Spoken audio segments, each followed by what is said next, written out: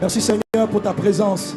Saint-Esprit, merci parce que tu nous amènes dans les profondeurs des révélations de Christ. Merci Saint-Esprit pour ta présence qui brise l'ignorance. Merci Saint-Esprit parce que tu nous ouvres les yeux afin que nous pouvons voir Jésus, que nous puissions comprendre la parole et que nous soyons à même d'appliquer les choses que tu nous enseignes. Saint-Esprit, enseigne-nous les voies. Jésus pouvait dire, j'ai beaucoup de choses à vous dire, mais je ne peux pas tout vous expliquer maintenant. Mais l'Esprit du Seigneur, mon esprit, vous enseignera toutes choses. Saint-Esprit, enseigne-nous toutes choses. La parole est limitée. Quand je parlerai, je pourrais oublier des choses. Mais toi, tu es capable d'expliquer, de faire comprendre à tes serviteurs, à tes servantes, je t'en supplie. C'est pourquoi même saisis-toi de moi, afin que ce ne soit pas moi qui parle, mais que ce soit toi qui parles au travers de ces lèvres, au travers de cette langue, au travers de cette bouche. Prends le contrôle, Saint-Esprit. Je sais que lorsque tu es présent, les chaînes tombent, les malades sont guéris, les situations sont changées. Je crois en ta grâce, en ta puissance. Je crois que ta faveur est manifestée pour un rattrapage dans la vie d'une certaine personne, pour une reprogrammation des choses et pour dire à quelqu'un, à une personne qu'elle doit encore croire et s'attendre à toi. Sois élevé, toi seul est digne de recevoir l'honneur, la gloire. Amen. Donne un bon amen. Donne un bon amen. Alléluia. Nous pouvons nous rasseoir dans la présence de Dieu. Amen. Je vous salue tous dans le nom de Jésus. Amen. Nous avons une belle semaine et les semaines qui viennent sont encore, qui arrivent sont encore plus glorieuses. Cette semaine, nous étions en séminaire sur la famille, le mariage. Qui peut me redonner le thème? Dis ça avec dynamisme. Vaincre les obstacles au bonheur conjugal. Amen. Qui n'a pas suivi le séminaire? Reconnaissez simplement, levez la main. Peut-être que tu n'étais pas là, donc je ne vais pas t'accuser. Je lève la main simplement. Voisin le plus proche, demande-lui où tu étais. Maman, j'y étais où? Oh, si tu as raison, maman, je suis vraiment courage. Alléluia. Amen. Ok. Amen. Mais pour ceux qui n'étaient pas là, c'était en suivi en ligne quand même? Sérieusement suivi? Bon, gloire à Dieu. Amen. Qui était là? Qui a suivi? Voilà, acclame pour toi-même. Gloire à Dieu. Gloire à Dieu. On va bénir le Seigneur pour sacerdoce royal.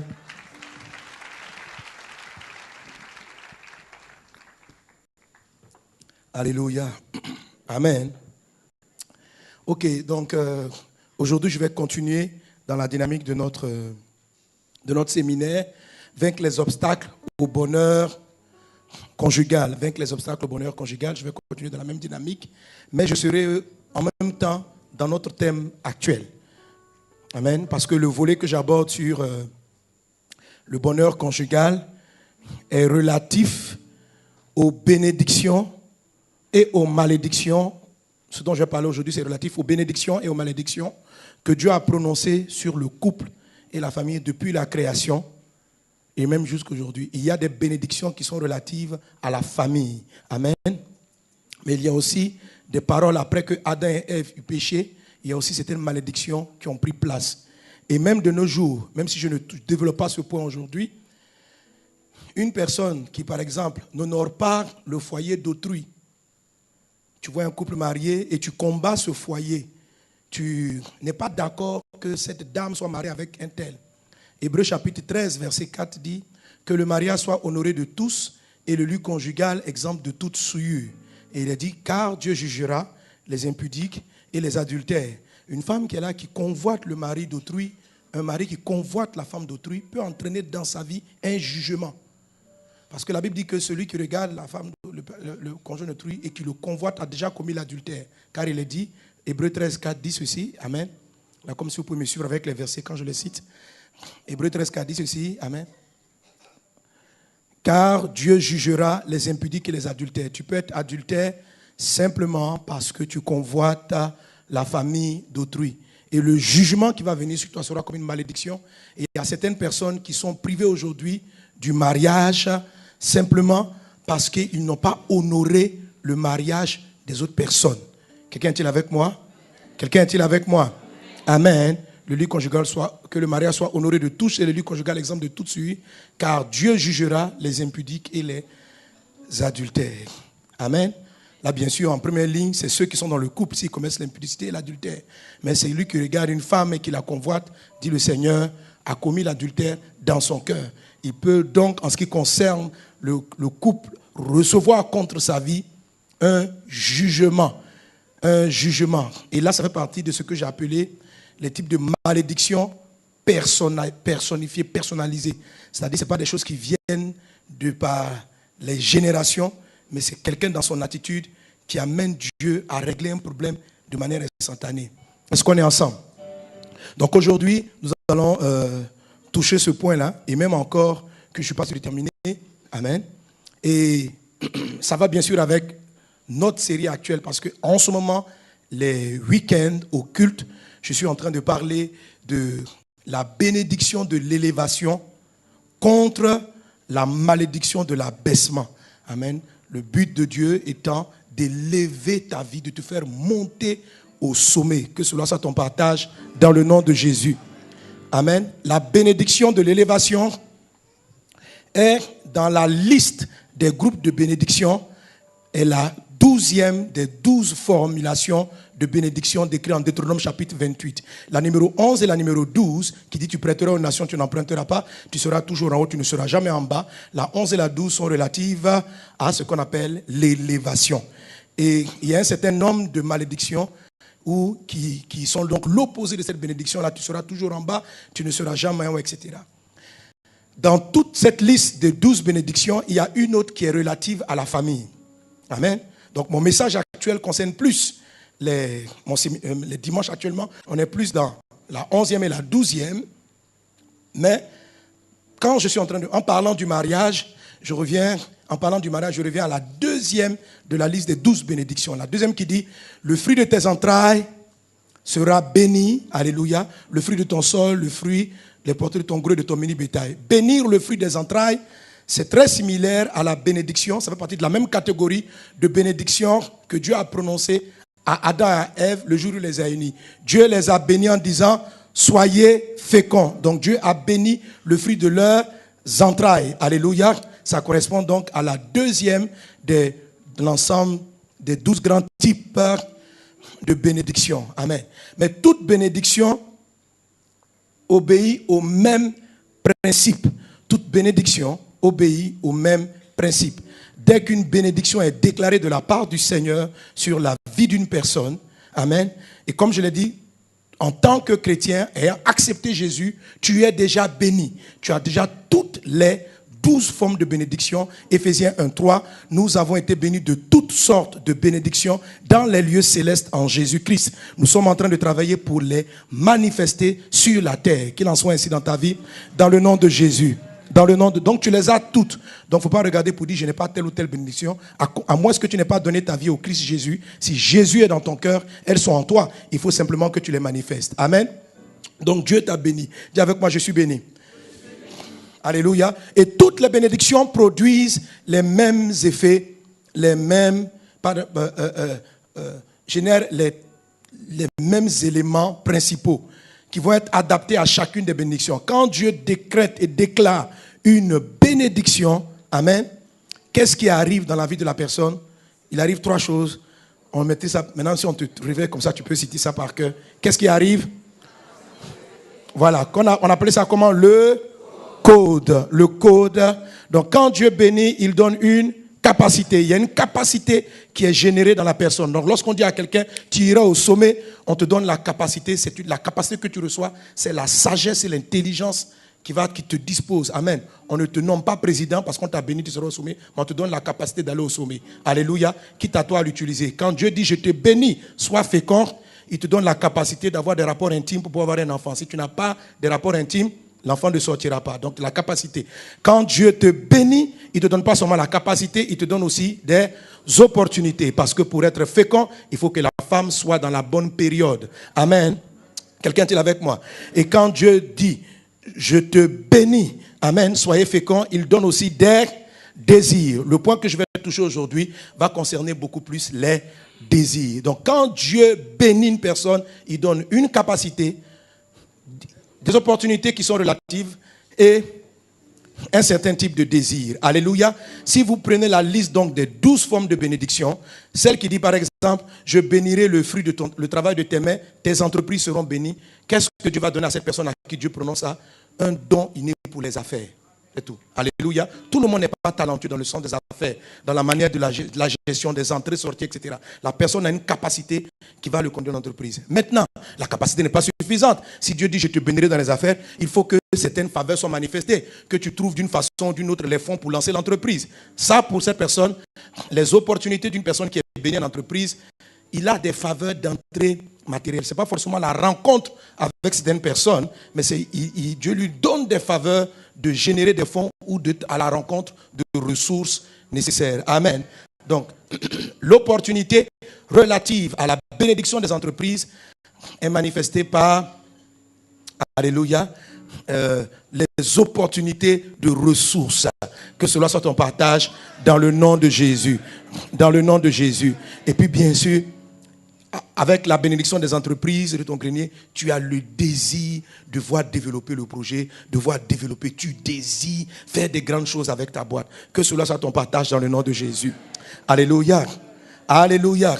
Donc, maintenant, la malédiction, lorsqu'elle est prononcée, va attaquer un de ces trois aspects. Elle va attaquer la capacité, soit elle va attaquer ta capacité qui a été générée, soit elle va attaquer les opportunités, soit elle va attaquer les désirs. Soit elle va attaquer les désirs. Amen. Amen. Et malheureusement, c'est ce qui est arrivé à l'homme après la chute. Après la chute, voilà ce que Dieu va dire. Il dit ceci. Genèse chapitre 3, verset 16. On peut l'avoir à l'écran. Genèse chapitre 3, verset 16. Bon, je vais lire, ils ne sont pas... Amen. Ok. Là, comme s'il vous plaît, soyez dynamique ce matin, bien réveillés, soyez en forme. Ok.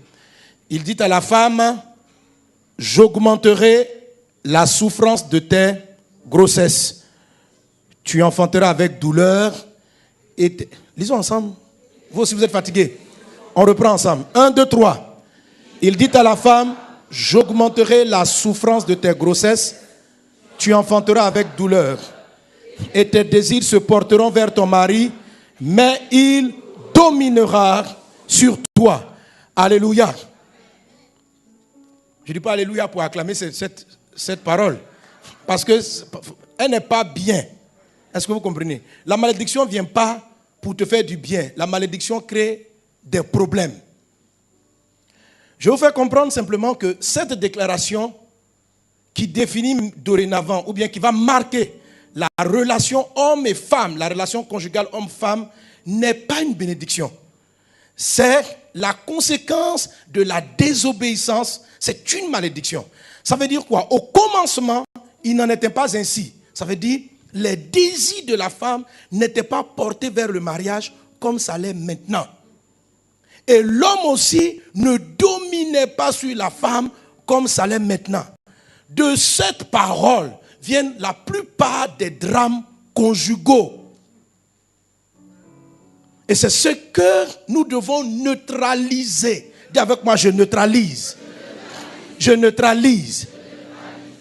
À cause de cette parole, il y a des femmes qui sont battues, frappées dans la souffrance, des hommes qui dominent. C'est cette parole qui a engendré la polygamie. L'homme a envie d'avoir une, après deux, après trois.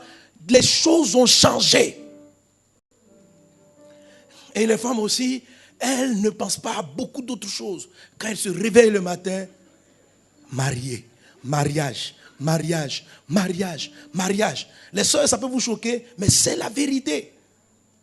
N'est-ce pas? Mais on fait le test. Quand on donne, on dit aux gens, donnez vos sujets de prière. 98, 99, virgule. 0, non, virgule Bon, on va diminuer, on va dire 97. Mais des sujets des femmes sont relatifs au foyer. Les filles qui ne sont pas mariées, elles vont écrire « Je veux me marier ».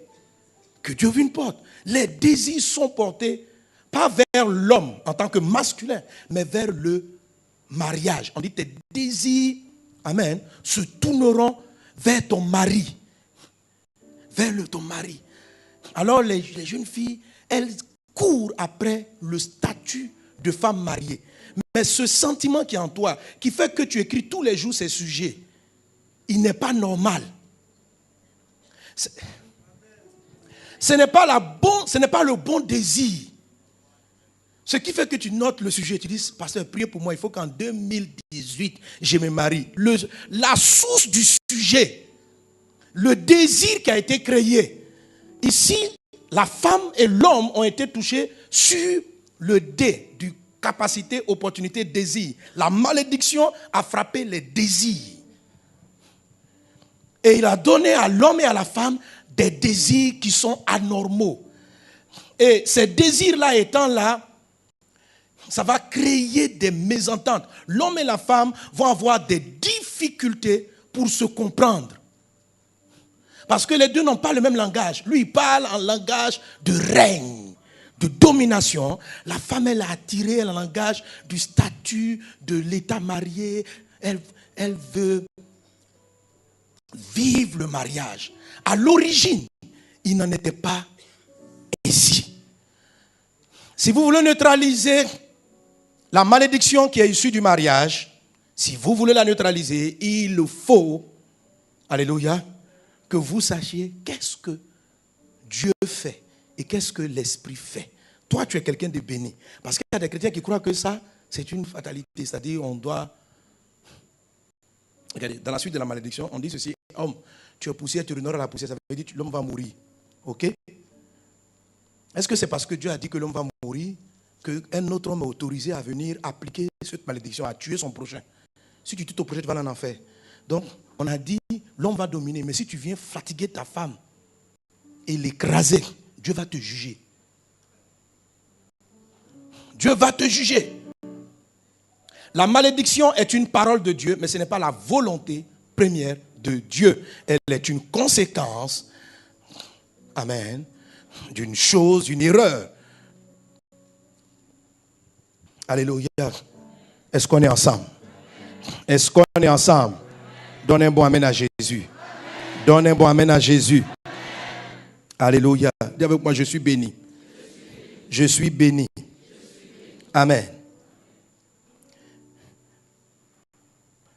Jésus dit dans le livre de Actes chapitre 3, verset 10. La Bible dit dans le livre de Actes chapitre 3, verset 19 à 21. Il a dit, répentez-vous donc et convertissez-vous pour que vos péchés soient effacés, afin que le temps de rafraîchissement vienne de la part du Seigneur. Et il envoie celui qui vous a été destiné, Jésus-Christ, que le ciel doit recevoir, amen, jusqu'au temps du rétablissement de toutes choses dont Dieu a parlé anciennement par la bouche de ses saints prophètes. C'est-à-dire, Jésus-Christ est monté au ciel et il attend jusqu'au rétablissement de toutes choses. La révélation que je suis en train de partager avec vous est le rétablissement de ce qui a été détruit dès l'origine. Amen. Jésus est venu pour rétablir le plan initial de Dieu. Mais tout le système de rétablissement ne s'est pas fait pendant qu'il marchait sur la terre de manière physique. La Bible dit que le ciel doit recevoir jusqu'au temps. Donc le ciel a reçu Jésus jusqu'au temps du rétablissement de toutes choses dont Dieu a parlé anciennement par la bouche. Donc non seulement nous prêchons l'évangile de Jésus pour que la bonne nouvelle soit prêchée au monde entier, mais nous travaillons à ce que ce qui était au commencement soit rétabli. Et Jésus est au ciel et il travaille. Et une chose qui doit être rétablie, c'est le plan originel de Dieu concernant le mariage. Parce que quand Dieu a créé l'homme, il a donné la femme, il a dit soyez féconds, multipliez jusqu'à faire venir le règne. Aujourd'hui, à cause de ce qui n'était pas là, parce que l'homme a désobéi, la malédiction a frappé et l'homme n'a plus eu accès au jardin d'Éden. C'est-à-dire au pays des délices, au pays du bonheur. Et l'homme n'a plus accès, l'homme s'est éloigné de cela. Mais quand Jésus-Christ est venu, Sa mort à la croix a ouvert le voile en deux, donnant à nouveau accès. Par ce signe-là, l'homme a accès au lieu très saint, c'est-à-dire à la dimension de Éden. Tu peux retourner à la dimension d'Éden. En Christ, nous avons cette capacité-là. Mais ça dépend de toi de vouloir prendre la route. Alléluia. Veux-tu vivre ta vie conjugale à partir de la malédiction ou veux-tu vivre ta vie conjugale dans le plan de Dieu à partir de ce qui était à l'origine? Les gens sont venus poser la question à Jésus. Est-ce qu'un homme peut répudier sa femme? Jésus va leur dire ceci. Mes amis, au commencement, il n'en était pas ainsi. Vous en êtes arrivés là à cause de l'endurcissement de votre cœur. Je ne suis pas en train de vous dire ce qui est venu après la loi de Moïse pour demander est-ce qu'un homme peut prendre 3 ou 4 femmes. Non, je suis en train de dire au commencement, voilà les choses qui étaient en place. Et qu'est-ce qui était en place au commencement concernant la famille? Amen. Ce que j'explique, c'est que ton couple peut avoir des problèmes parce que tout simplement, vous êtes soumis à une forme de désir charnel, à des pensées qui viennent dans votre esprit qui ne sont pas correctes. Toutes ces pensées-là doivent être enlevées. Même la manière dont la façon dont tu penses à ton mari, ce n'est pas correct. Le désir profond qui t'amène à vouloir te marier, frère, qui t'amène à vouloir te marier, il n'est peut-être pas correct. Tu dois revenir à ce que Jésus-Christ a prévu initialement. Quelqu'un est avec moi? Donne un bon amen. Donne un bon amen. Alors, avant la malédiction en Genèse 3, Dieu a béni le couple et Dieu a donné des choses. Et c'est ça qu'on appelle les faveurs initiales. Genèse 2:18 dit, l'Éternel Dieu dit, il n'est pas bon que l'homme soit seul. Je lui ferai une aide semblable à lui. L'Éternel Dieu forma de la terre tous les animaux des champs et tous les oiseaux du ciel. Il les fit venir vers l'homme pour voir comment il les appellerait. Et afin que toute être vivant portât le nom que lui donnerait l'homme. Et l'homme donna des noms à tous les bétails, aux oiseaux du ciel et à tous les animaux des champs. Mais, dites avec moi, mais pour l'homme, il ne trouva point d'aide semblable à lui. Cette phrase, mais pour l'homme, il ne trouva point d'aide semblable à lui, ce n'est pas Dieu qui l'a dit. D'abord au verset 18, c'est Dieu qui dit, il n'est pas bon que l'homme soit seul. Ce point-là, je l'ai traité le vendredi. Amen. C'est pourquoi il faut que vous ayez la série. Que c'est Dieu qui marie. C'est Dieu, et c'est Dieu qui est là, qui est au ciel, et puis il dit, il n'est plus bon que tu sois seul. Il y a des gens, Dieu les regarde, et puis il dit, il est bon qu'il soit seul. Oui, il y a des gens, Dieu te regarde. Toi-même, tu veux te marier, mais Dieu dit, il est préférable que tu sois seul, parce que tu n'es pas mariable pour le moment. Alors, vendredi dernier, j'ai expliqué quels sont les critères que Dieu regarde pour dire à une personne, il n'est plus bon que tu sois seul. Quand Dieu n'a pas dit, il n'est pas bon que tu sois seul, et que tu vas te mettre en couple, ton couple devient un désastre. Oui. Parce que tu n'as pas la maturité, j'ai expliqué cela. Tu es népios, ou tu es un balard. Ceux qui n'ont pas suivi, mais c'est quoi tout ça là? Quand on vous donne un séminaire puissant, il ne faut pas manquer. Amen. Au premier culte, comme j'ai peu de temps, donc je ne peux pas faire tout le rappel. Hier, j'ai plus le temps de réexpliquer les 13 points que j'avais abordés. Si je finis vite pour aujourd'hui, je pourrais vous rappeler les 13 points. Est-ce qu'on est ensemble? Ramenez-moi le texte, s'il vous plaît. Ok, l'Éternel Dieu dit, il n'est pas bon que l'homme soit seul. Amen. Donc, pour marier l'homme, Dieu dit, je vais lui faire une aide semblable à lui. Alléluia. Donc, la femme, le couple a été basé sur 2 conditions. Dis avec moi, une aide semblable. Aide semblable. Et quand Dieu va finir de dire, je lui donnerai une aide semblable, on arrive au verset 19. On était au verset 18. Donc la suite, l'Éternel Dieu forma de la terre tous les animaux des champs et tous les oiseaux du ciel. Et il les fit venir vers l'homme pour voir comment il les appellerait afin que tout être vivant portant le nom que lui donnerait l'homme. Amen. Donc dès qu'il a dit, Adam, s'il n'est pas bien que tu sois seul, je vais te faire une aide semblable. Dès qu'il a dit ça, au lieu d'envoyer d'abord à Ève, il lui a d'abord amené les animaux et dit, donne-leur des noms. Et Adam a commencé à donner des noms, il les a observés. Il observe le cheval. Il observe le lion. Et ça aussi, je voulais expliquer que dans cette phase d'observation, si vous ne faites pas attention, quand on dit l'observation dont il est question, dans la vie pratique, tu ne vas pas voir un cheval venir vers toi pour que tu lui donnes un nom. Dans la vie pratique, ce sont les autres humains que tu rencontres quand tu es à la quête du mariage. C'est ça la vie pratique. Parce qu'un homme avec qui tu n'es pas compatible, une femme avec laquelle tu n'es pas compatible, sera un animal pour toi. Est-ce que tu comprends? Vous serez des animaux l'un pour l'autre. Alléluia. Et quand tu es dans cette période, c'est là que tu rencontres les frères à l'église, tout ça. Tout le monde n'est pas prêt à te marier, ou toi aussi tu peux être une panthère pour quelqu'un. Ne sois pas une panthère au nom de Jésus. Amen. Les panthères se marient ensemble. Là, ils peuvent se griffer. Mais une panthère qui marie un singe, ça va avoir un problème. Amen. Et quand l'homme a donné des noms à tous les animaux, donc, regardez, et c'est là maintenant au verset 20, et l'homme donna des noms à tous les animaux aux eaux du ciel et à tous les animaux des champs. Mais pour l'homme, le mais pour l'homme n'est pas prononcé par Dieu. C'est Adam qui dit, je n'ai pas trouvé une aide semblable. Donc, tout en donnant des noms, tout en observant, en travaillant avec les frères de l'église, en les observant, donner des noms, frère, toi, vraiment, tu es bien pour être mon collaborateur de prière. Avec toi, ça que donne les noms là.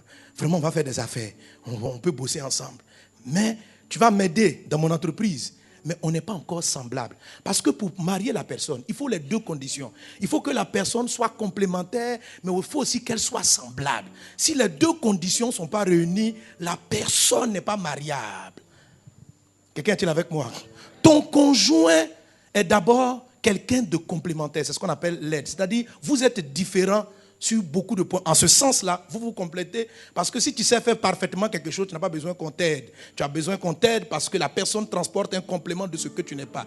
La femme de ta vie, l'homme de ta vie, est en vérité une forme de collaborateur. Quelqu'un avec qui vous vous soutenez. Ce que la malédiction va détruire. Quand la malédiction a été prononcée, Dieu dit ceci, il dit l'homme dominera. Ça veut dire que l'homme n'est plus à la recherche de quelqu'un qui va l'aider. Mais l'homme, après la malédiction, les désirs qui sont venus en lui, ce sont des désirs de domination. C'est-à-dire, dans la pratique, c'est quoi? Est-ce qu'on est ensemble? Dieu dit à l'homme, sois fécond, etc. Et puis il dit, domine sur les animaux. C'est pas ça? Genèse 1, 26. Tu dois dominer sur les animaux. Ok? Après la malédiction aussi, on dit maintenant, tu vas dominer sur la femme. Donc, les hommes, les désirs qu'ils ont, c'est... Excusez-moi les frères, mais c'est ce qui se passe. C'est-à-dire, quelque part, ils voient dans la femme... Je n'ai pas envie de dire le mot, mais tu as tout compris. Écoute, mais un animal qui vient l'aider, c'est la raison, et ça va tuer tout ce qui est désir de communication dans le couple. Les hommes, si tu prends un cheval, tu prends un bœuf pour venir t'aider, tu domines le bœuf. Le bœuf est une aide. Il t'aide à labourer le champ. Mais parce qu'il n'est pas ton semblable, tu ne peux pas t'asseoir avec le bœuf pour collaborer avec lui, pour dire, bœuf, viens, nous allons discuter. Que penses-tu de la plantation? Est-ce que tu crois qu'on doit labourer à gauche ou à droite? Le bœuf, tu dis au bœuf, suis-moi, pousse ici, pousse là. Et c'est la même chose que l'homme va reproduire. Après la malédiction, ce qui arrive, c'est quoi? Quand les hommes sont en train de travailler, ils n'aiment pas que les femmes viennent parler et donner leur avis. Parce qu'en fait, ils cherchent maintenant quelqu'un à dominer. C'est pourquoi les hommes, quand la femme arrive, chérie, tu as fait quoi? Au travail. Attends, j'ai mangé.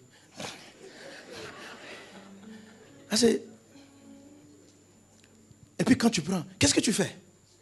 Chérie, femme, sois soumise. Suis-moi. En fait, quand vous parlez de soumission, ça n'a rien à voir avec ce dont Jésus parlait au départ. Vous êtes en train de parler de domination. La soumission dont il est question. La Bible dit, Marie, aimez vos femmes comme Christ a aimé l'Église. Femmes, soyez soumises à votre mari comme au Seigneur. Quel type de domination Jésus fait avec nous? Jésus vient matin là pour te frapper tous les jours ici. Jésus collabore avec nous. Jésus vient, il parle avec moi. Il te dit, il collabore. Il vient, il partage une idée. C'est ça l'épouse. Jésus a trouvé une aide.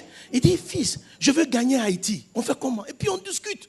Il parle, il voit quels sont les moyens. Je prie aussi, je dis, donne-moi les ressources. Et on prie, et puis... C'est ça le mariage. Mais Jésus ne se lève pas comme ça. Il va, lui seul, il évangélise, il fait le travail, puis il dit, vous les chrétiens, suivez-moi. Non, il collabore. Si l'église n'est pas prête, il va prendre le temps de nous enseigner. Il va envoyer des prophètes pour nous révéler. Il prend le temps de nous convaincre. Marie, aime ta femme. C'est ça la collaboration. Mais quand la malédiction a frappé, c'est devenu autre chose. Et les hommes sont très... La plupart, les désirs qui ont été corrompus les rendent très égoïstes, presque dictateurs. Presque dictateur. J'ai l'idée, je suis le chef. On va ensemble. Change mon frère. Ça c'est sous la malédiction.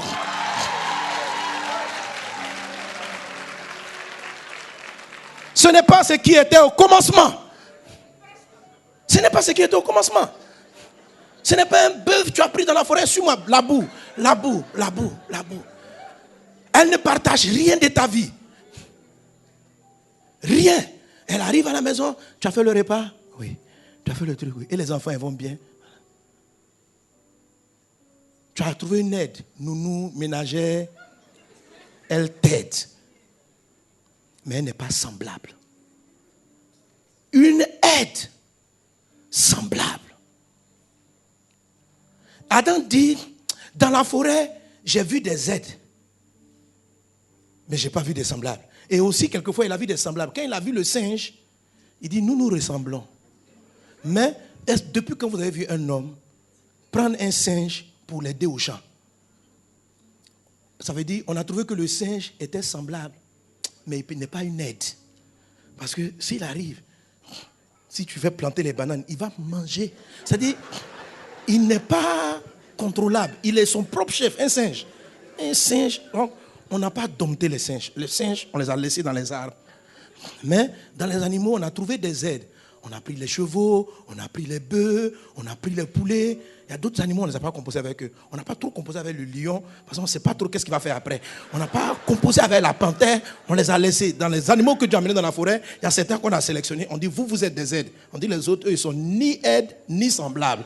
Eux, ils sont de côté. Et il y a des gens qui sont des aides sans être semblables. Il y a des gens qui sont des semblables sans être des aides.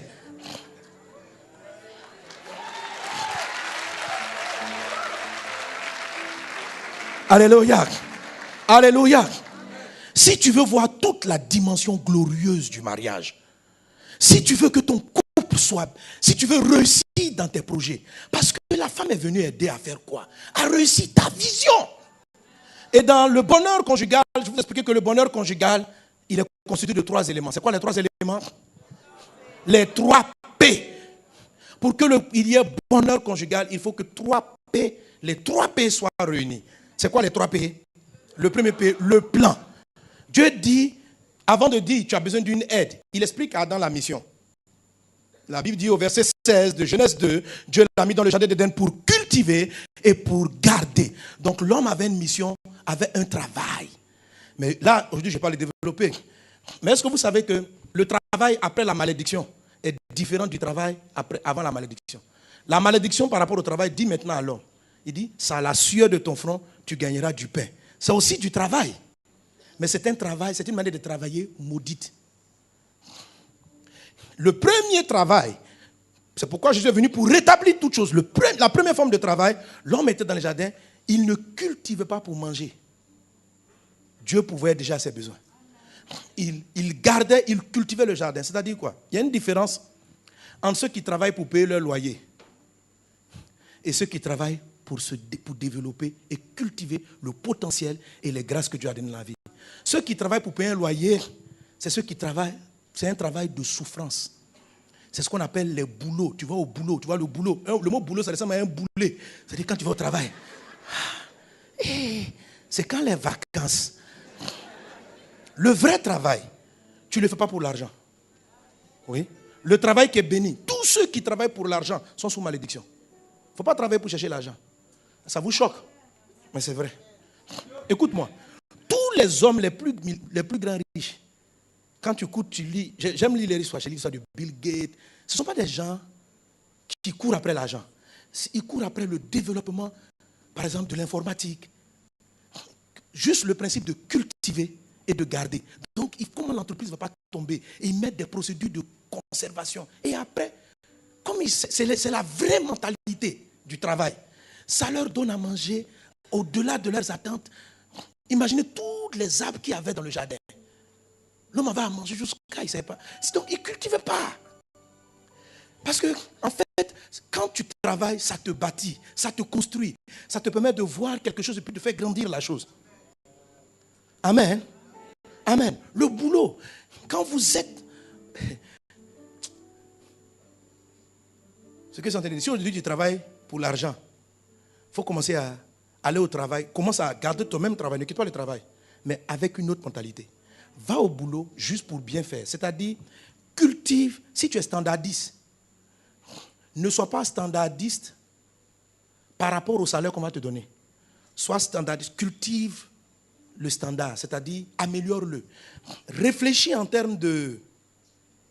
Je décroche le téléphone. Comment est-ce qu'on peut améliorer le décrochage de téléphone? Et puis, tu te cultives et tu gardes. Garder, c'est quoi? Tu écris les principes. Tu fais en sorte que demain, après ton passage, la prochaine standardiste comprenne les règles, comment on répond. Tu vois, hier, tu as dit bonjour. Le client a raccroché. Après, tu apprends bonjour.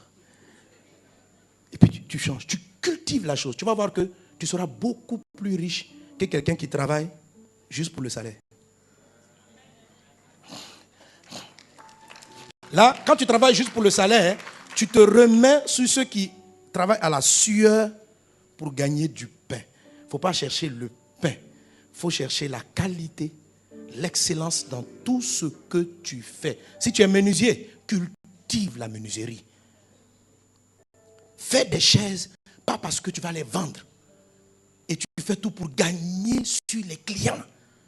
Tu mets la mauvaise pointe pour pouvoir faire une marge de 200 francs. Ça là, c'est comme ton travail n'est pas béni. Mais dis-toi, Seigneur, chaque chaise qui sortira de mon atelier doit être excellente. Elle doit répondre au meilleur de moi. C'est ce qu'on appelle la culture, cultiver et garder.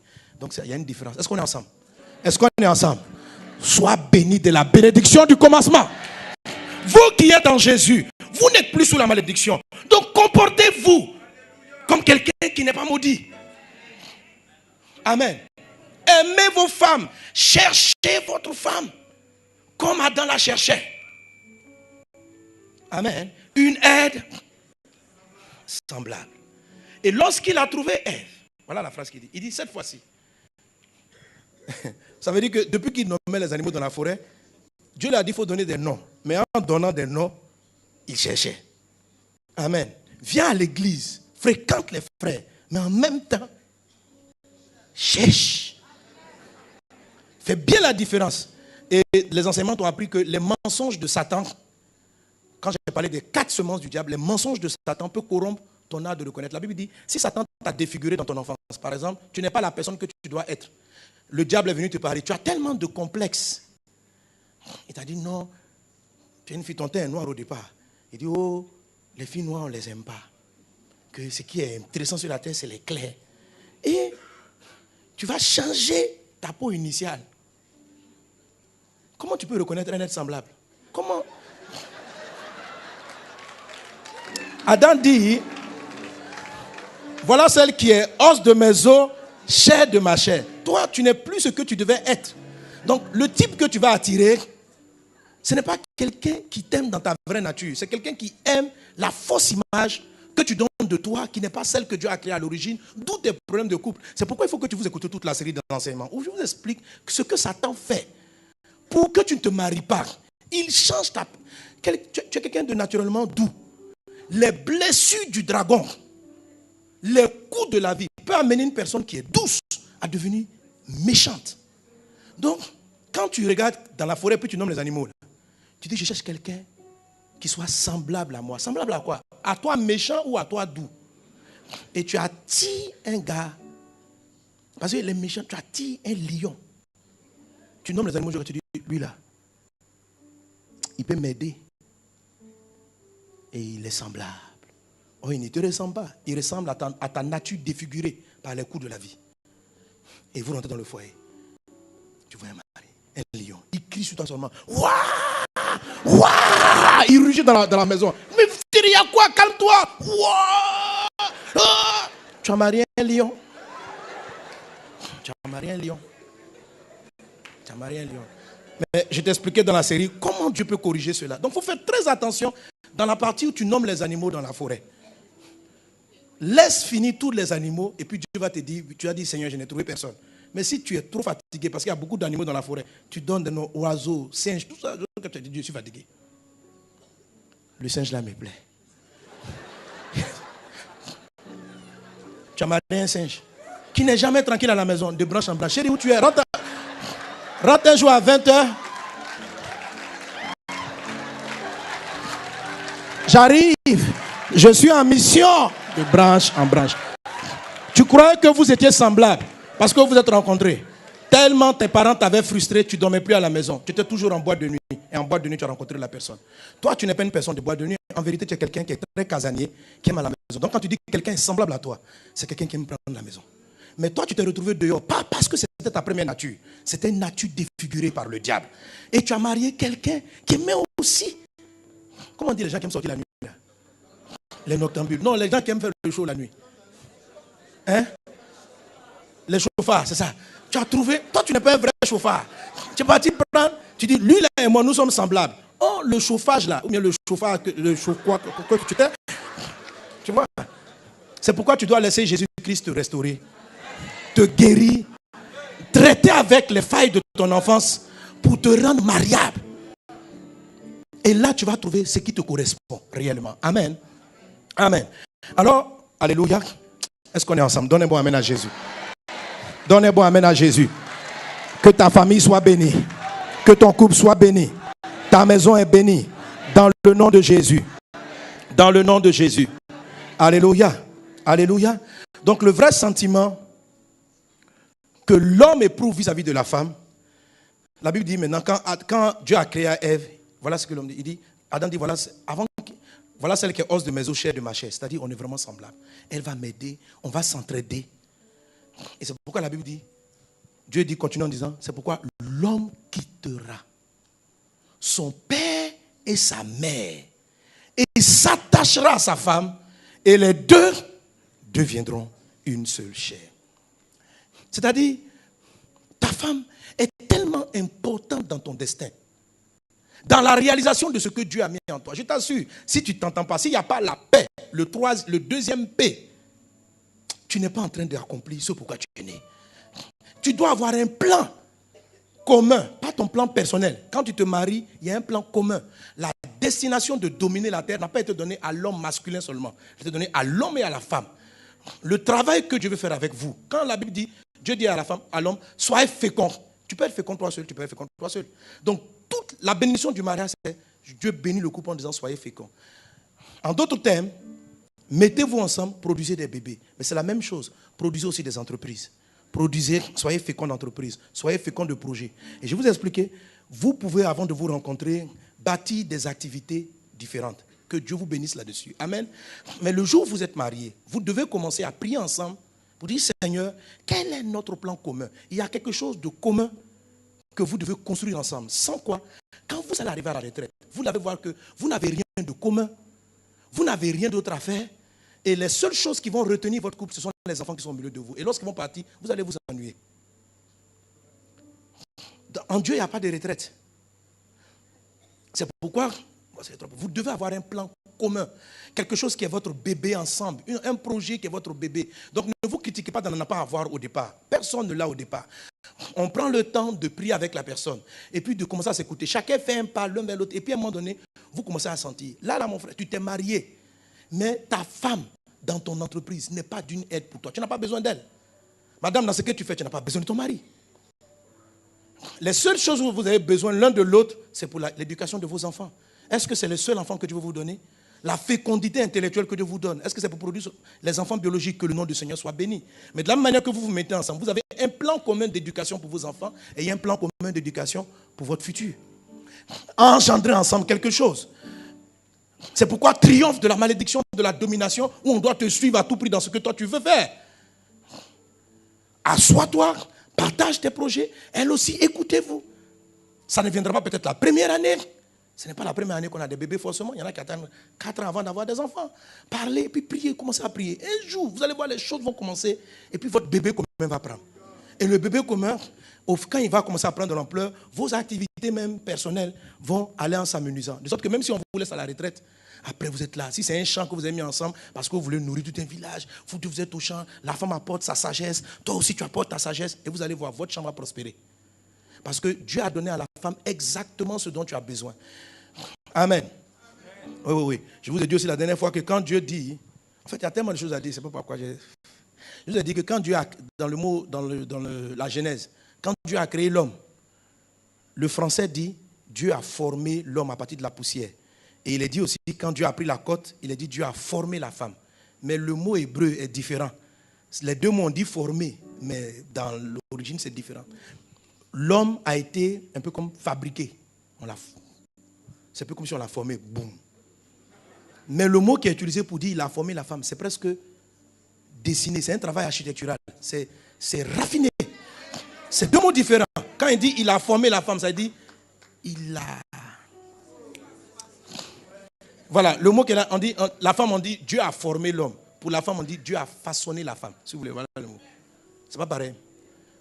Quand Dieu a retiré la côte, il a façonné la femme. Avec la poussière, il a formé. Donc nous les hommes, dans notre vision, on est un peu brutal, bon, produit brut.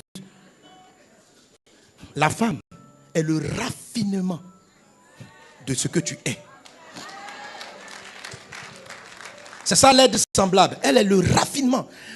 Si Dieu t'a dit de faire un chant, quand tu amènes le chant en elle, si tu la laisses et la femme est dans ses vrais sentiments, elle est capable de recevoir ça et de te former le bébé. C'est pourquoi tout est dans ce que tu as fait, dans les relations intimes. Quand l'homme va vers la femme, il envoie du XY en chromosome. C'est lui qui détermine si le bébé qui va venir sera un garçon ou une femme. La femme est la XX, mais c'est la femme qui façonne le bébé. Le bébé n'est pas façonné par l'homme. Toi seul, tu as ton entreprise. Toi seul, tu façonnes. Toi seul, tu es trop intelligent. Tu ne vas pas réussir. Tu as l'idée. Tu as la sagesse. Tu as l'intelligence. Elle a le XX et elle a la matrice. Le plan commun, jusqu'à présent, vous êtes dans des plans séparés. C'est pourquoi votre couple n'a pas le premier P. Le deuxième P, amen, si vous contrôlez par la bénédiction, je l'expliquerai dimanche prochain. Pas dimanche prochain.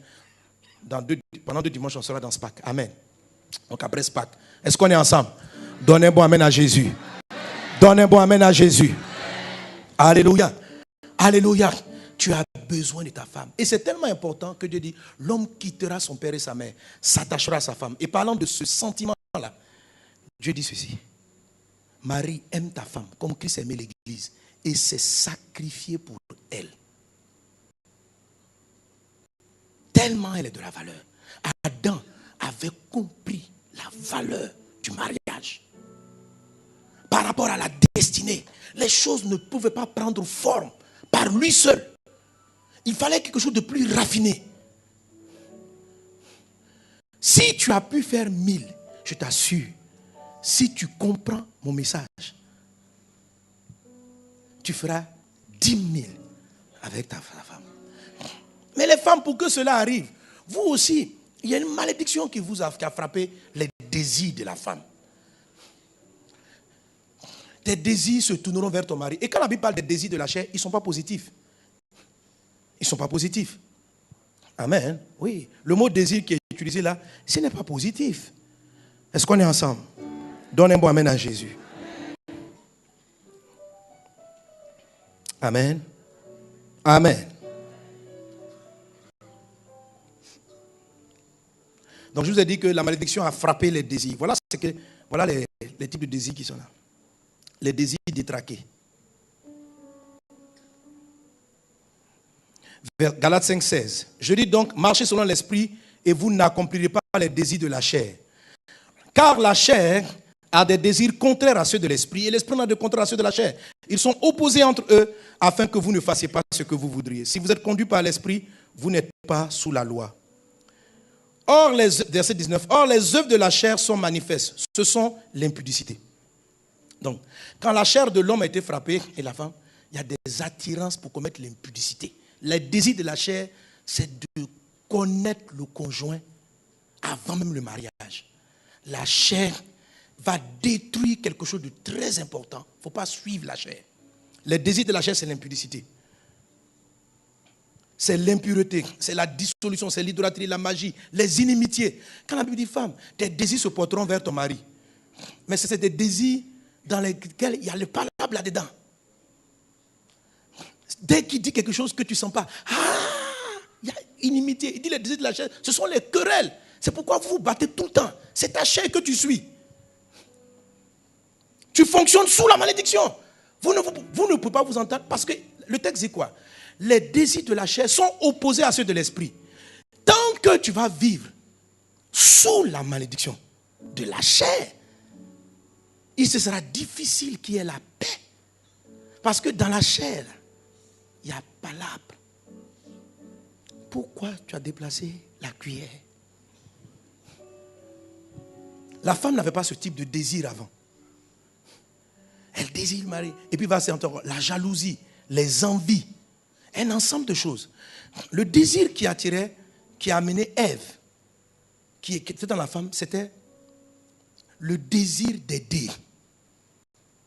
Aujourd'hui, la plupart des gens se marient sous l'effet de la malédiction, d'où beaucoup de problèmes de couple. Comment ils se marient? Ils ne se marient pas pour aider. Ils se marient pour être aidés. C'est deux choses différentes. Que ce soit l'homme comme la femme. Ces désirs ont été corrompus par une malédiction. Est-ce qu'on est ensemble? Est-ce qu'on est ensemble? Qui se souvient de l'enseignement sur l'amour du poulet? L'amour pouletique.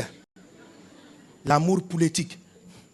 Je vais vous expliquer dans cette série, dans ce message, je parlais de l'amour que les gens pensent qu'ils aiment. On dit, chérie, je t'aime. Quand je me lève le matin, en vérité, tu ne l'aimes pas. Ce n'est pas l'amour dont parle le Seigneur. Parce qu'effectivement, la limitation du français fait qu'on regarde un poulet puis on dit j'aime le poulet. On regarde aussi sa femme, on dit j'aime ma femme. On regarde aussi nos enfants, on dit j'aime mes enfants. Mais quand tu dis que tu aimes le poulet, il faut savoir que le poulet se sent menacé. Parce que j'aime le poulet, ce n'est pas pour l'avantage du poulet. Le poulet est un danger. En vérité, tu n'aimes pas le poulet. Ce que tu aimes, c'est ce que le poulet t'apporte. Tu n'aimes pas le poulet. Tu aimes le goût du poulet sur ton palais, sur ta langue. Tu aimes quand le poulet entre dans ta gorge et arrive dans l'estomac. Tu aimes, tu n'aimes pas le poulet. Tu aimes ce que le poulet t'apporte. La majorité des mariages sont basés sur l'égoïsme de l'amour du poulet. Quand tu es là, chérie, sans toi, je ne peux pas vivre. Tu vois, quand ta présence me fait du bien. Quand je te vois, mon corps tremble. En fait, quand je te vois, tu ne l'aimes pas. Tu aimes ce qu'il t'apporte. C'est le frémissement qu'il t'apporte là que tu aimes. Quelle est la différence entre l'amour du poulet? C'est là quand je te vois, sans toi, mon cœur va s'arrêter. Mais la question à te poser, est-ce que sans toi, là, lui, son cœur va s'arrêter? Est-ce que tu viens l'aider ou tu es en train de regarder ce que lui, il est en train de t'apporter? Ton frémissement, quand tu le vois, tu aimes frémir. J'aime le son de ta voix. Est-ce que lui, il aime le son de ta voix? J'aime la forme de tes yeux. C'est tout ce qui te fait plaisir que tu recherches dans la personne. Et vous rentrez dans le mariage avec des sentiments égoïstes. Le jour où la personne n'est plus à même de vous apporter ces choses, j'aime ta forme. Et quand elle va vieillir et que toutes les choses vont tomber, c'est évident que tu vas aller chercher ailleurs.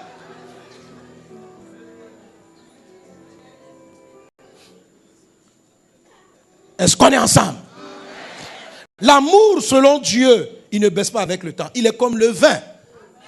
Plus les années avancent, plus il se bonifie. Tu regardes ta femme, tu dis waouh! Je crois qu'avant, je n'étais pas encore bien vu.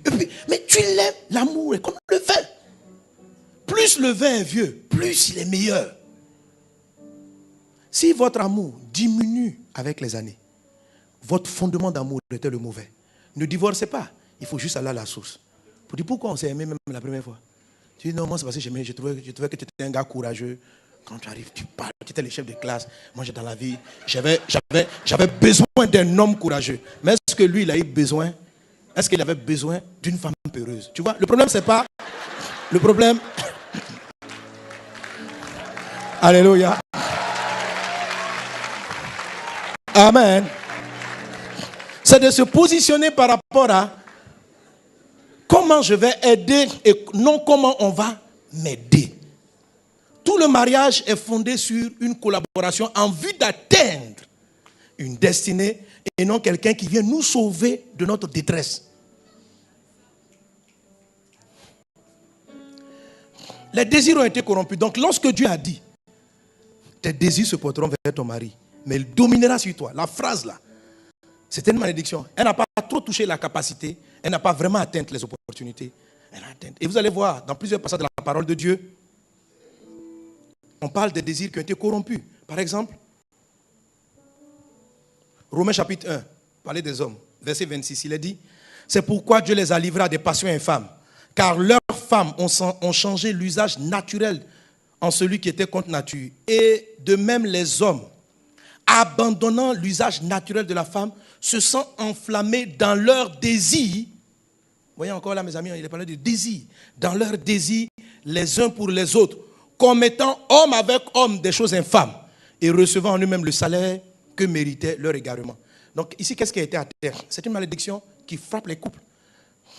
Ça amène des hommes à cause du péché. Il y a des hommes, leurs désirs ont changé. Quand ils regardent une femme, ils n'éprouvent rien. Mais quand ils voient un autre homme,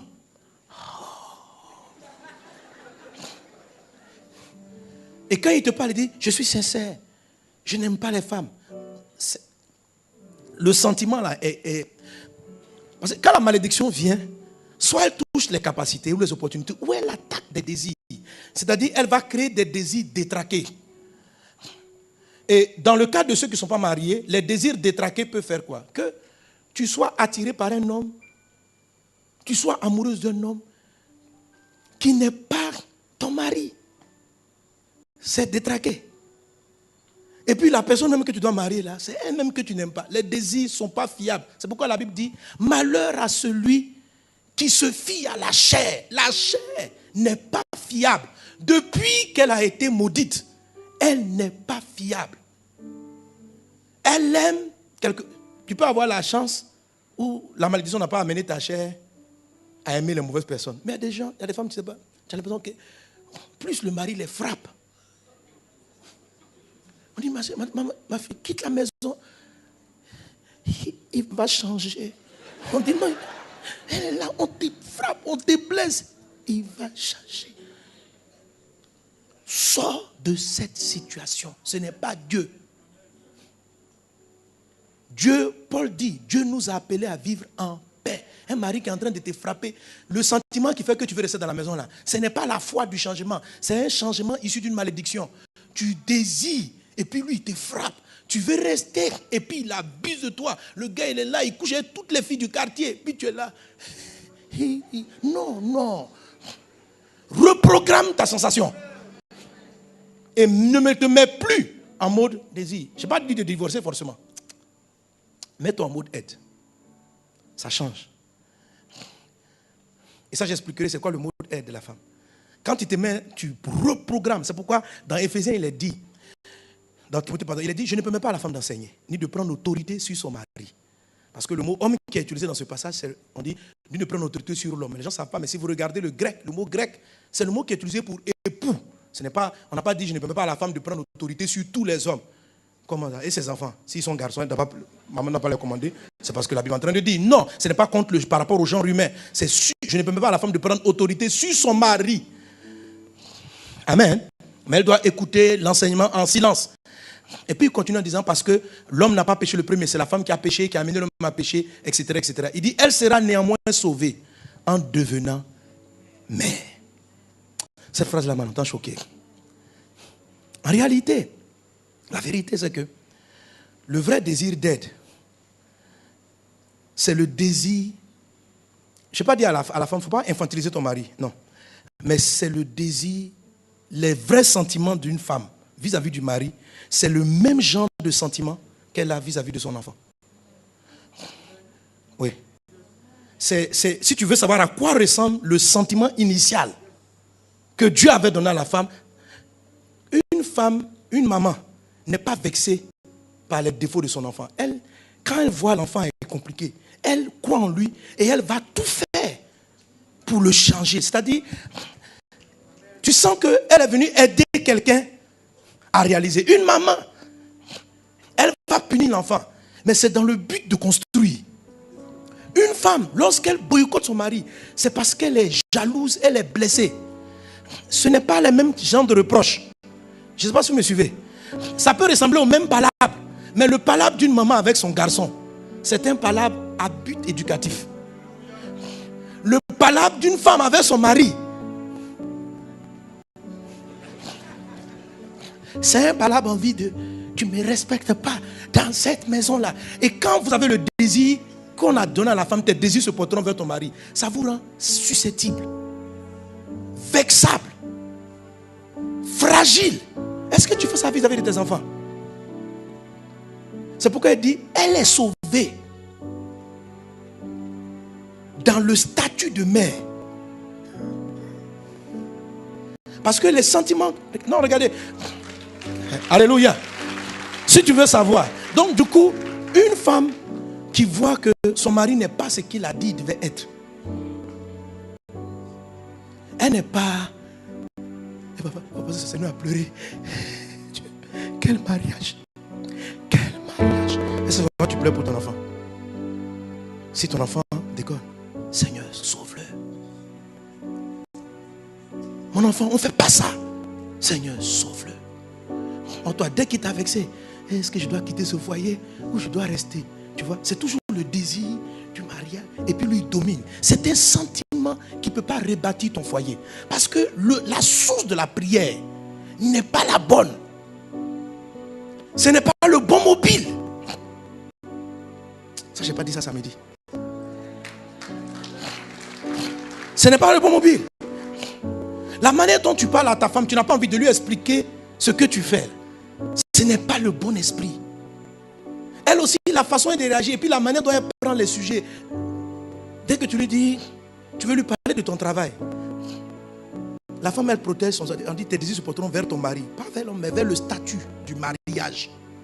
Alors, comme elle a vu que ta secrétaire prend plus de temps avec toi que elle, donc, elle voit que son statut de mariage est en danger. Donc, quand tu viens lui parler de ton travail, ça l'énerve. Parce qu'elle mélange les sentiments. Tu dis, chérie, que penses-tu? Ah, toi, ton travail là. Non. L'approche est charnelle. L'approche est charnelle, elle n'est pas spirituelle. La Bible dit, marchez selon l'esprit. Et vous n'accomplirez pas les désirs de la chair. Les désirs de la chair sont opposés à l'esprit, afin que vous ne fassiez point ce que vous voudrez. Donc ce que tu veux faire, il ne faut pas faire. Si ça vient de la chair, ne le fais pas. Comment est-ce qu'on cultive la marche par l'esprit? Je le développerai plus tard. La réalité, c'est que le problème avec les désirs de la chair, on a été délivré, c'est vrai, de toutes les malédictions. La Bible dit, Galates chapitre 3, verset 13, Christ nous a rachetés de la malédiction. Et je vous ai expliqué, mais il est dit de la malédiction de la loi. Il y a eu environ 3 grandes dispensations ou régimes. Il y a l'humanité de Adam jusqu'à Moïse, à peu près. De Moïse jusqu'à Jésus. Et puis après Jésus. Dans ces périodes-là, il y a ce qu'on appelle, donc c'est une période où Dieu fait des bénédictions, Dieu parle. Et même dans la première période, de Adam à Moïse, on peut encore subdiviser.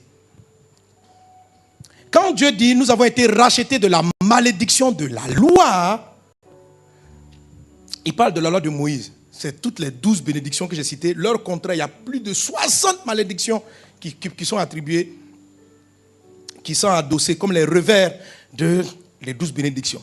À peu près 4 malédictions par bénédiction. Mais toi, tu es béni dans le nom de Jésus.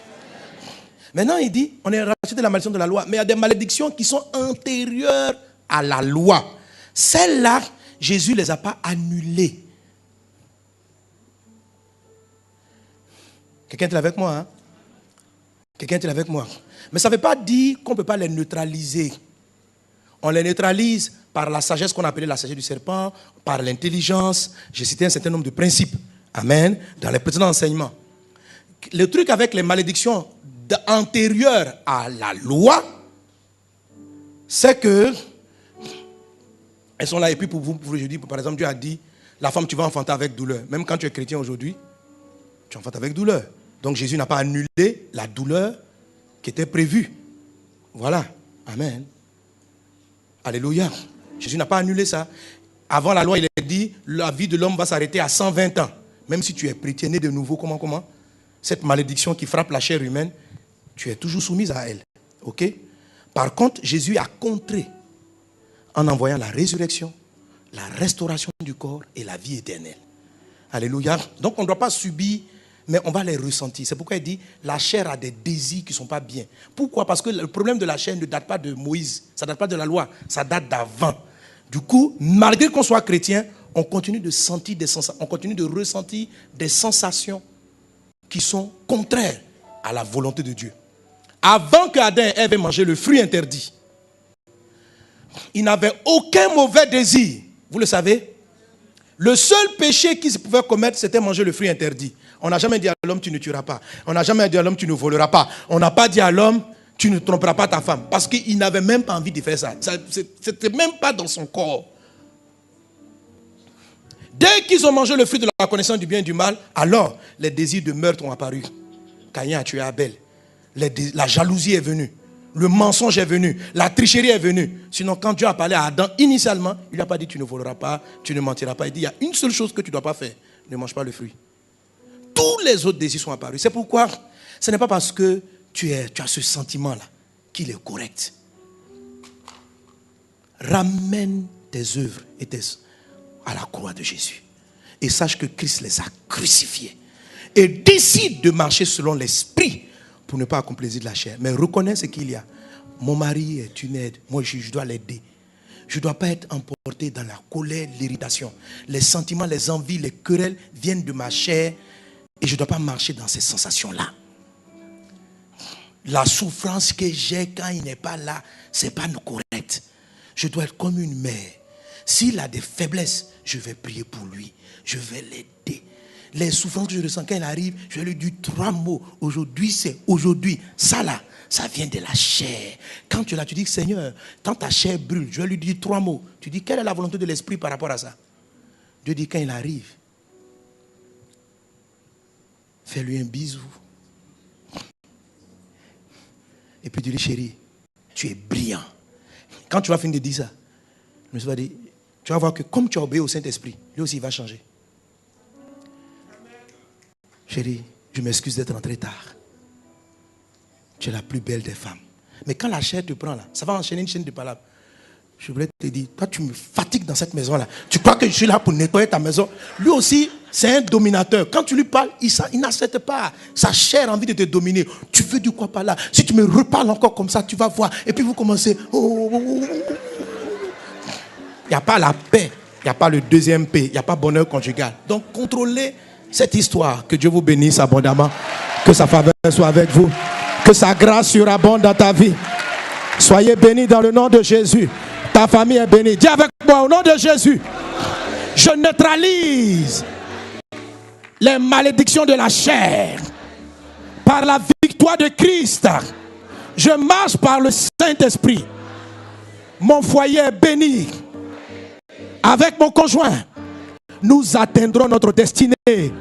Nous réaliserons les plans que Dieu a prévus. Il en est ainsi. Dans le nom de Jésus. Merci Seigneur. Amen. Amen. Nous allons rendre grâce à Dieu pour la parole. On va apporter nos offrandes de reconnaissance. Et si quelqu'un a son offrande pour la construction, il va aussi la présenter au Seigneur. Amen. Voilà, on va juste chanter pendant que les paniers pensent pour recueillir nos dons et nos offrandes. On va faire un couplet de chant et puis prendre les good news.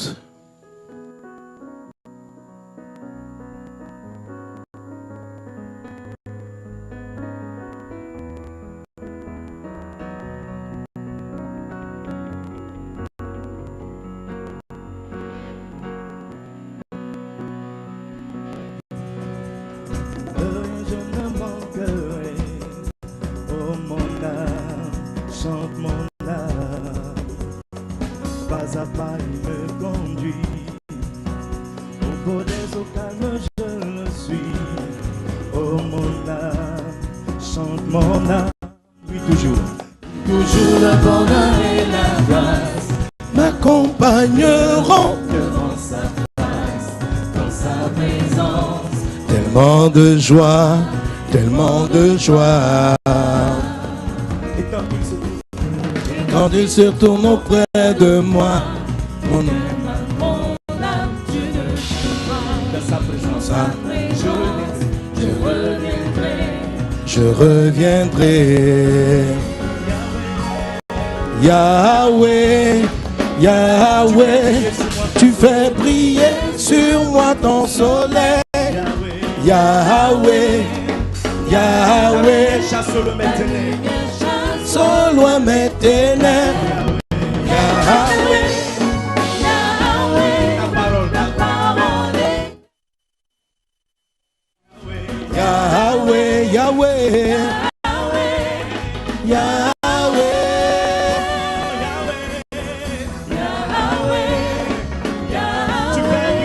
tu fais briller sur moi ton soleil. Yahweh, Yahweh, Ta lumière chasse au loin les ténèbres. Yahweh, Ta parole éclaire mon sentier. Yahweh, Yahweh.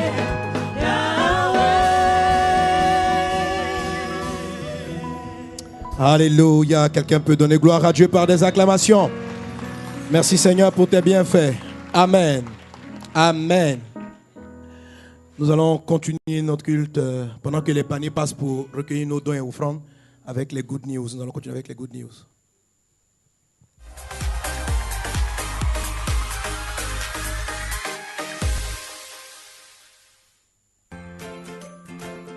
Cette semaine, au mardi du mariage, faire de sa maison un hôtel pour Dieu.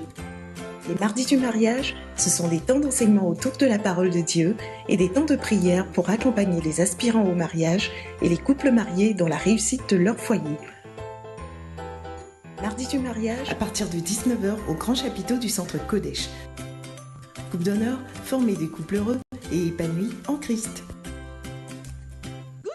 La direction des familles d'honneur organise une conférence sur le thème « Quel type de berger pour la moisson surabondante ?» La conférence se déroulera en session. Session 1, dimanche 25 mars. Le niveau de consécration requis des bergers pour la moisson surabondante. Session 2, dimanche 8 avril. Manifester les dons spirituels. Session 3, dimanche 15 avril. Quelle évangélisation pour une moisson abondante? Prendre soin des brebis. Inscription au stand des familles d'honneur auprès de nos zonos. Pour toute information, famille kodesh@vasdhonneur.info. Good news. Bonjour coach, je sers à la tribu de Joseph. Je suis protocole à Vase d'honneur. Est-il possible de rajouter ces aptitudes comme compétences lors de ma recherche d'emploi? Comment identifier, comment présenter et mettre en valeur ces compétences sur son CV? Vous voulez des réponses à ces questions? Le réseau 121 vous donne rendez-vous à la 3e session de sa formation 90 jours pour trouver un emploi. Ce vendredi 23 mars au grand chapiteau du centre Kodesh à partir de 19h. Plénière gratuite et ouverte à tous. Infoline 03 30 33 33. Réseau 121. Connecter les professionnels du royaume. Good news. Eléo, en partenariat avec l'Université du Québec à Ottawa, organise la 2e phase de la formation de haut niveau en entrepreneuriat. Du 2 au 4 avril, de 8h à 17h30 à la Villa Kodesh. Thème: gestion efficace de l'entreprise. Formateur: Félix Zongning, expert canadien. Prérequis: avoir un niveau bac.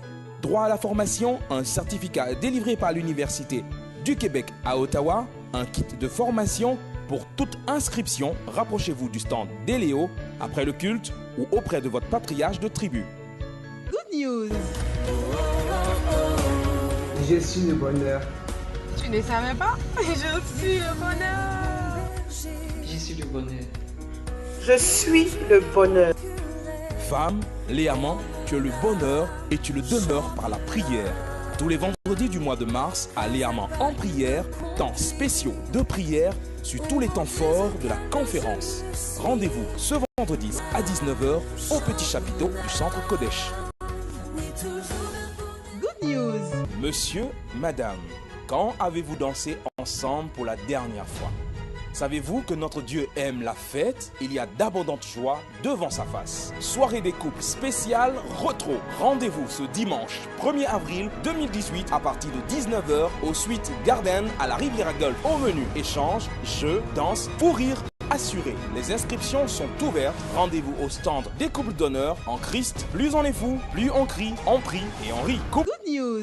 SPAC 2018. Plusieurs ont reçu la vie divine, mais ne la manifestent pas en abondance comme promise par Jésus. Jean 10:10. Du 27 mars au 1er avril 2018, les pasteurs Mohamed Sanogo, Mamadou Karobiri, Ivan Castanou et Marcelo Tonassi vous conduiront par l'esprit à la manifester pleinement. SPAC 2018. Vivez la vie abondante. Rendez-vous tous les soirs à l'hôtel communal de Cocody à partir de 18h30 et en matinée au centre Kodesh de 10h à 15h. SPAC 2018, réitérant l'offrande de nos vies à Christ. Reçois-la favorablement.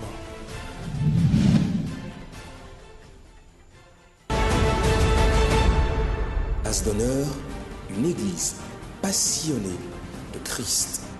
Vous pouvez nous suivre. Le département communication du ministère Message de Vie recrute. Vous êtes doué et pétré d'expérience en stratégie com et marketing, réalisateur monteur audiovisuel, com digital, concepteur, rédacteur, infographiste. Adressez votre CV à secrétariat@messagedevie.org. Amen. Je vais inviter tous ceux qui ont fait leurs offrandes pour la construction de bien vouloir se tenir debout. Si tu as fait une offrande aujourd'hui pour la construction, ouvrez les mains devant le Seigneur. Seigneur, nous voulons bénir ton nom pour ta parole. Merci pour ces choses que tu nous as dites. Je sais qu'au-delà de ce qui était enseigné, tu nous formes, tu nous équipes. Tu bénis nos maisons ou nos futurs foyers. Et nous t'en sommes reconnaissants. Merci Seigneur pour la parole. Agrée nos offrandes de reconnaissance. Et en ton nom Seigneur, je veux bénir mon frère et ma soeur qui s'est tenu debout après sa semence, son offrande pour le temple, pour l'auditorium de la surabondance. Que la surabondance ne vous fasse pas défaut dans le nom de Jésus. Vous êtes bénis dans le nom de Jésus. Vos mains sont bénies. Ce que vous allez toucher, vos projets, vos entreprises sont bénis. Parce que vous avez investi dans la construction pour la maison de Dieu. Mon Dieu, votre Dieu se souviendra de vous. Vous ne manquerez jamais de toi au dormir. Le Seigneur pourvoira toujours à vos besoins. Il vous donnera des terres et des maisons dans le nom de Jésus.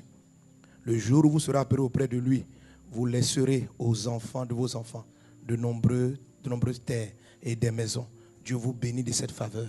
Il en est ainsi au nom de Jésus. Quelqu'un donne un bon Amen. Acclamons le roi des rois. Gloire à Dieu. Gloire à Dieu. Amen.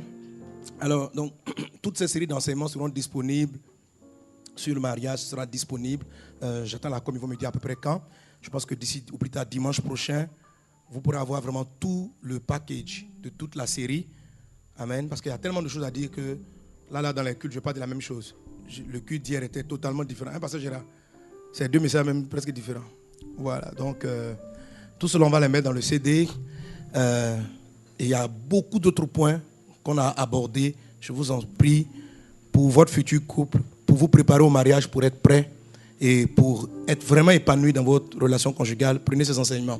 On a encore d'autres séries de messages, d'autres thèmes, tels que par exemple, j'ai besoin d'un vin nouveau dans mon couple.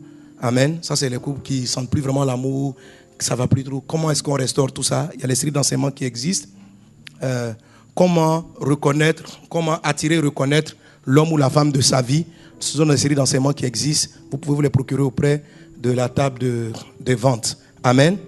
Et tout à l'heure, vous avez vu qu'on a un département qu'on appelle couple d'honneur qui est là disposé pour aider les familles, pour aider les couples.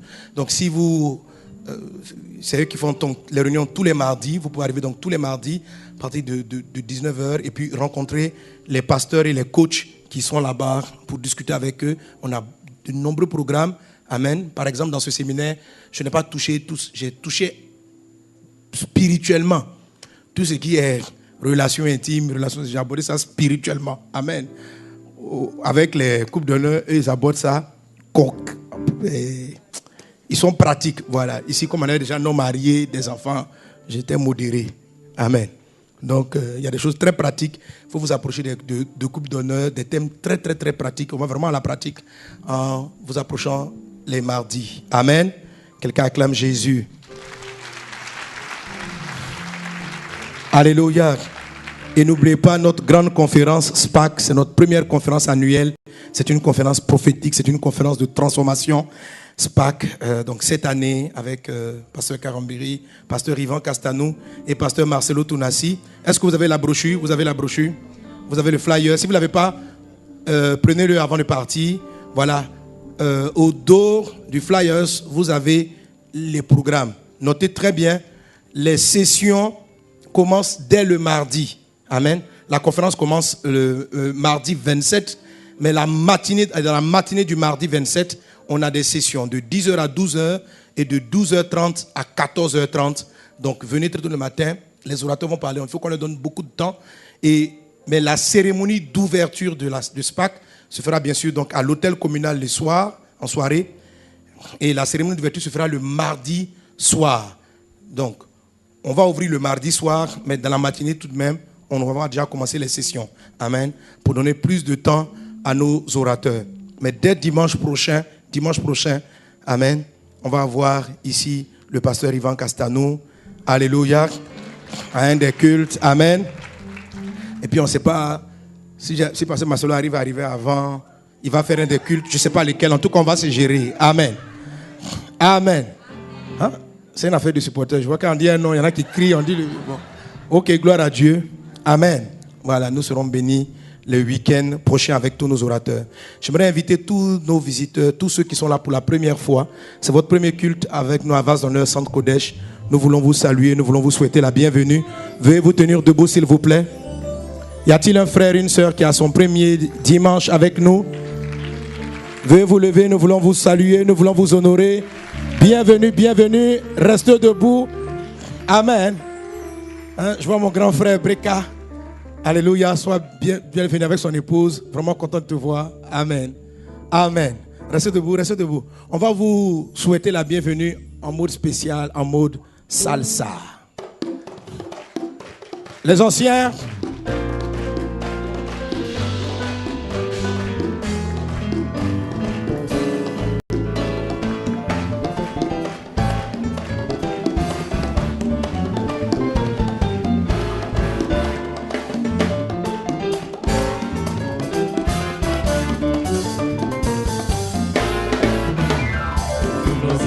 Chers invités, soyez les bienvenus à Vase d'Honneur. Frères et sœurs, soyez les bienvenus à Vase d'Honneur. Nous sommes honorés par votre présence. Vous les héritiers du roi des rois, que la grâce de Dieu surabonde dans votre vie et son amour vous environne.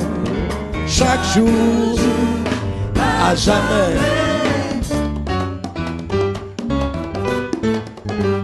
Les anciens ont béni le nouveau reçoit les grâces. Soyez bénis à Vase d'Honneur. Soyez comblés à Vase d'Honneur. Bienvenue à Vase d'Honneur.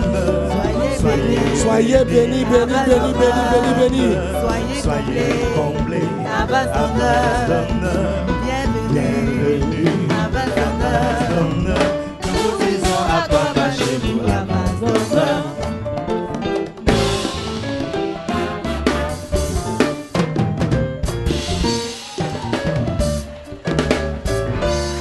Amen. Gloire à Dieu. Amen. Ne vous rassez pas encore, on n'a pas fini avec vous. Amen. Une bonne acclamation pour nos nouveaux. Chers amis qui êtes là pour la première fois, si vous cherchez un endroit où grandir dans la foi, connaître le Seigneur Jésus en profondeur. Les anciens, qu'est-ce qu'on leur dit? Restez ici. Je te bloque ici à matin. Quand tu viens en Côte d'Ivoire, là, je t'attrape. Bon. Amen. Restez ici. Alléluia. Voilà. Mais certains d'entre vous sont de passage. On le reconnaît alors. Pour ceux qui sont de passage en repartant chez vous, veuillez saluer vos proches de la part du pasteur Mohamed Sanogo que je suis et de toute la grande famille Vase d'honneur. Amen. Mais même quand on est de passage, sachez que vous avez une famille et vous serez toujours les bienvenus dans cette maison afin qu'ensemble nous adorions le Seigneur. On a des programmes en semaine tels que le mercredi au rendez-vous des...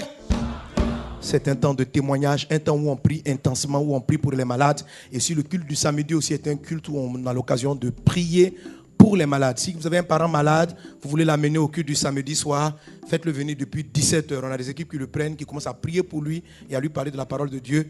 Et à 18h30, le culte commence. Amen. On a prévu un rafraîchissement pour tous nos amis qui sont là pour la première fois.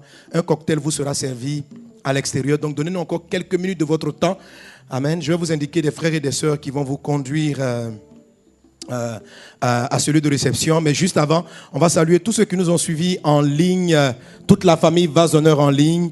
Nous avons eu plus de 42 pays connectés pour ce premier culte du dimanche. Notre deuxième culte du week-end, plus de 1420 internautes ont suivi ce culte, plus de 1400 personnes. Soyez bénis. Amen. Et on veut particulièrement saluer tous ceux qui nous ont suivis, toute la famille Vase d'honneur depuis le Japon. Qu'est-ce qu'on leur dit? Konnichiwa. Amen. Et tous ceux qui nous ont suivis depuis le Togo, bonjour. Amen. Mais ça tombe bien, hein, parce que mon grand frère Brika, c'est un Japonais. Voilà, il est le responsable de Afri Japan, c'est ça? Voilà. Amen. Donc, les frères du Japon, voilà, il faut retrouver-le quelque part au Japon là-bas. Amen. Alors, à tous nos nouveaux, je vais vous indiquer les personnes suivantes. Nous voulons inviter tous les nouveaux qui sont dans la cour d'honneur de bien vouloir suivre notre sœur Assi Nabi sous l'ovation soutenue des frères et des sœurs de la cour d'honneur. Veuillez suivre la sœur Nabi. Et nous partons au petit chapiteau où Adja Clarisse Jean reçoit tous les nouveaux qui sont côté petit chapiteau. Veuillez la suivre sous une ovation soutenue des frères et des sœurs du petit chapiteau et de tout le San Kodesh. Et nous entrons dans la grande salle. J'invite tous nos nouveaux qui sont à gauche. Raïssa Ange Gina vous reçoit. Veuillez la suivre sous l'ovation soutenue des frères et des sœurs de la gauche. Et à droite, Yves Mbra reçoit tous les nouveaux qui sont à droite. Soyez bénis. Votre semaine est glorieuse. Votre semaine s'écrit wow. Ta semaine est spéciale. Cette semaine, tu es visité par d'extraordinaires bonnes nouvelles. Des choses favorables arrivent à toi. Cette semaine, tu as une protection divine spéciale. Je prophétise et je bénis ta semaine. Dans le puissant et précieux nom de Jésus, soyez fortement bénis. La grâce et la paix du Seigneur sont avec vous. Amen. La parole aux dirigeants pour la Sainte Seine.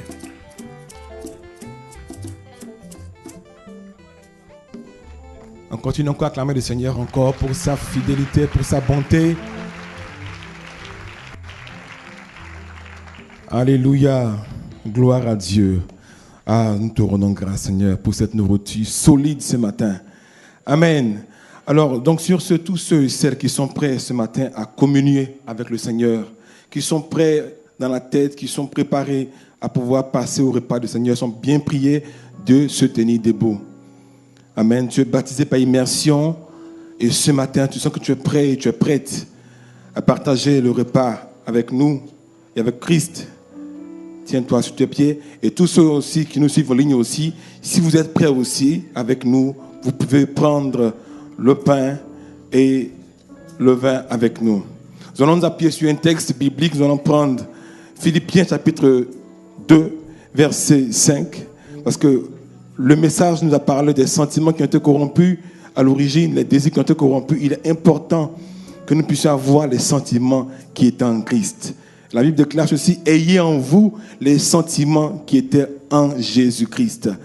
Juste ça. Et nous allons repartir après dans le livre de Jean, chapitre 6, versets 54 à 56, qui dit: celui qui mange ma chair et qui boit mon sang a la vie éternelle. Je le ressusciterai au dernier jour. Car ma chair, verset 55, est vraiment une nourriture et mon sang est vraiment un breuvage. Celui qui mange ma chair et qui boit mon sang demeure en moi et je demeure en lui. Alors ce matin, croyons qu'au travers de ce repas que nous allons prendre ensemble, nous allons avoir les sentiments qui sont en Christ. Nous allons avoir les vrais désirs. Nous allons avoir le cœur de Jésus. Amen. Et la Bible déclare ceci que dans la nuit, il fut livré. Jésus a pris du pain. il a rendu grâce. Rendons grâce. Seigneur, nous te remercions ce matin pour ce pain que je tiens dans la main, qui devient ton corps maintenant. Nous voulons, Père de gloire, croire qu'en le prenant, nous avons en nous ta vie, nous avons en nous tes sentiments et les vrais désirs. Merci Seigneur, parce que tu produis en nous le vouloir et le faire, d'être semblable à toi, afin que nos foyers, nos vies te reflètent et te glorifient. Merci Seigneur. Et après la prière, il a rompu le pain.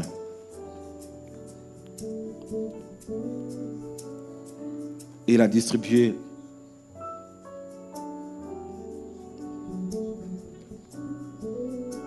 Ensemble, prenons le corps de Christ et mangeons-le. Et croyons que la vie rentre en nous, le sentiment rentre en nous aussi.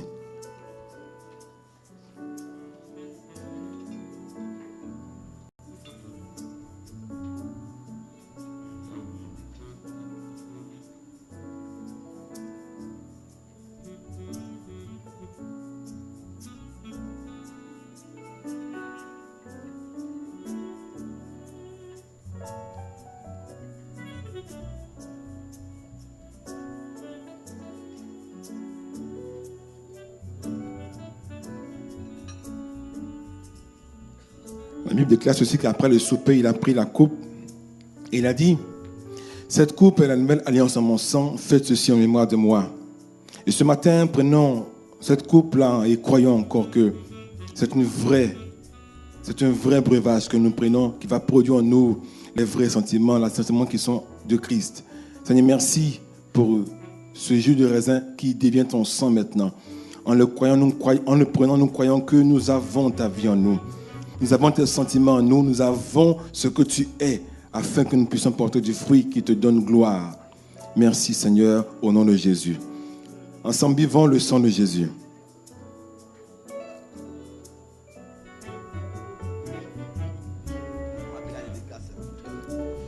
Amen. Nous sommes déjà bénis par le Père dans la maison. Je vais juste rappeler qu'après ce culte, le pasteur va faire une dédicace pour ses livres. À la fin du 4e culte.